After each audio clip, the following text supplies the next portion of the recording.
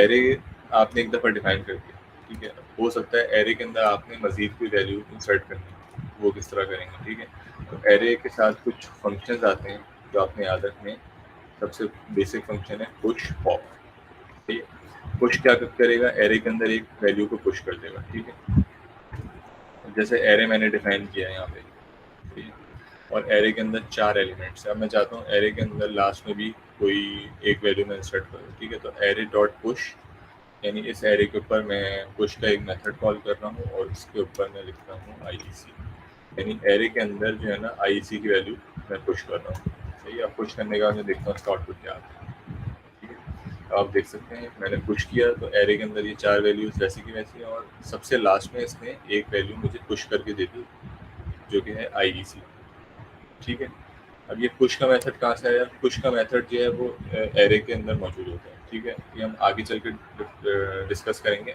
Basically JavaScript के अंदर हर चीज़ की एक प्रोटोटाइप होती है जो कि डिफाइन हुई भी होती है, ठीक है। सो एरे के अंदर ये बिल्ट इन फंक्शनैलिटी है पुश और पॉप की, ठीक है। अब पॉप क्या करता है, एरे डॉट पॉप अगर मैं करूँगा, सही है, तो एरे के अंदर जो भी लास्ट एलिमेंट होगा वो पॉप हो जाएगा। दैट मीन्स वो एलिमेंट डिलीट हो जाएगा, ठीक है। लास्ट में क्या था, ट्रू, सही है। अब इसके अंदर से ट्रू गायब हो गया, ठीक है।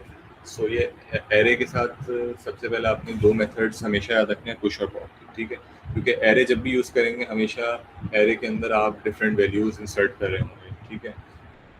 हमारा जो नेक्स्ट असाइनमेंट होगा उसमें अभी कैलकुलेटर का असाइनमेंट इसके बाद रखते हैं थोड़ा सा, क्योंकि वो टिपिकल है। अभी के लिए जो असाइनमेंट होगा आप लोगों का, उसमें आपने टू डू ऐप बनानी होगी, ठीक है।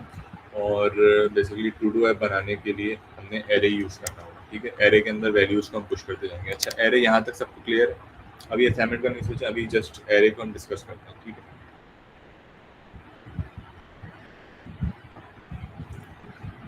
अच्छा, एक सवाल आया है, बड़ा इंपॉर्टेंट है।